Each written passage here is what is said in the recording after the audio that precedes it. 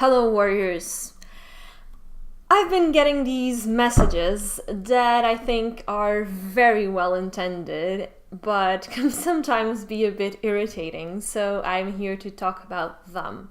As you might know, 4 years ago I had a serious depression with suicidal thoughts, and then last year I had a really bad mental breakdown where I couldn't sleep, I was wired as fuck, I was like super suicidal, and only a cocktail of meds could solve my problem.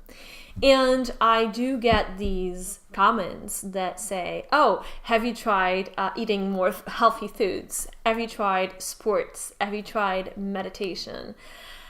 And I wanted to set something straight, okay? Because I don't think these people are badly intended, but it can be, if I wasn't so aware of what's going on, it could become a bit insulting.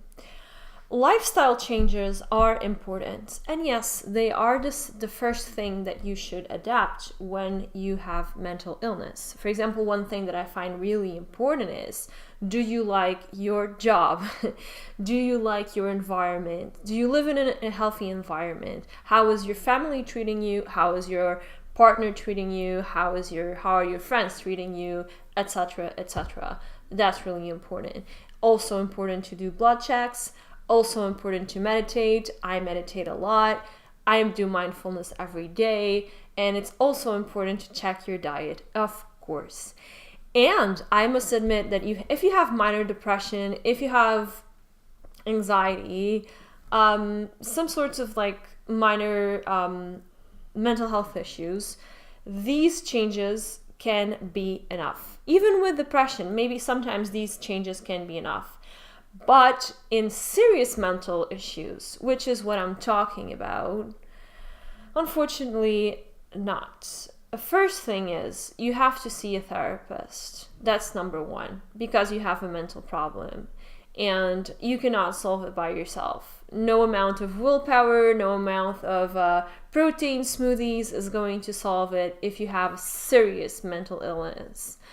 You have to see a therapist, and if that therapist tells you you have to see a shrink because you have to take medication, then you take the fucking medication. Yes, I think medication is a last resort, but I think it should be important. It should be important. It is necessary in some cases. So in those people who are giving me these comments, maybe they should look up what exactly are they advising to? Because what I had, for example, is a mixed episode. I don't know if I'm bipolar or not, but a mixed episode is what bipolar people have sometimes when they have really manic, hypomanic symptoms, like they're really energized but really depressed at the same time. That's a mental dysregulation, a serious one, cannot be solved alone with mindfulness. Believe me, I tried to meditate the shit out of this, it didn't work. So look it up, inform yourself. In most cases, if you have these problems, they have to be solved with meds. I will give you some extreme examples if that's not enough. Imagine if I have a psychotic break, which fortunately I never did, and I start hearing voices and seeing things that are not there. I become a danger to myself, I become a danger to society because I can become violent. There's people that hear voices that tell them to kill other people. That exists. Are you going to tell me maybe you didn't eat enough vegetables? No, you're not going to tell me that. You're going to have to go and take an antipsychotic, take a tranquilizer, maybe something like that. In the same train of thought, if I had bipolar type 1 and I had a really bad manic episode where I wouldn't sleep for 3 days, I would just spend all my money, I would just think I'm like the king of the world and become really aggressive. You're not going to tell me, yeah, maybe you should do more sports. Because like, that's not the solution. People with bipolar have to take mood stabilizers. So bottom line is,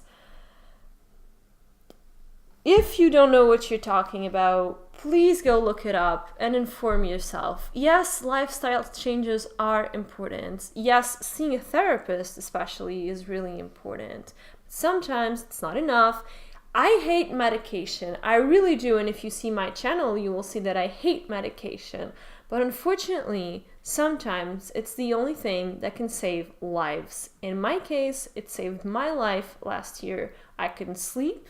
I was going to do it. I had a plan. I had bought a rope. I know it sounds creepy, but it's true. So the only thing that could help me was a cocktail of pills that just knocked me down to sleep, and that's it. My brain just returned to normality. If you have a mental illness, yes, lifestyle changes, you should eat healthy, you should exercise, you should meditate, do that. Don't stop doing that. Don't stop doing it. But if you see that doesn't work, don't wait. Don't wait and go and see someone, because the longer you wait, the longer the damage on your brain will be. I'm not saying it's like long-term damage, but the longer it will take to recover. Believe me, I waited a lot before I went on medication, and I wish I didn't. I wish I went really, really right away. So don't follow that stigma of people that tell you, oh my God, medication. No, if you really need it, if your doctor tells you, a psychiatrist tells you that you need it, take it. Okay, sorry I was so aggressive, but I think this is important. Okay, I wish you happy healings.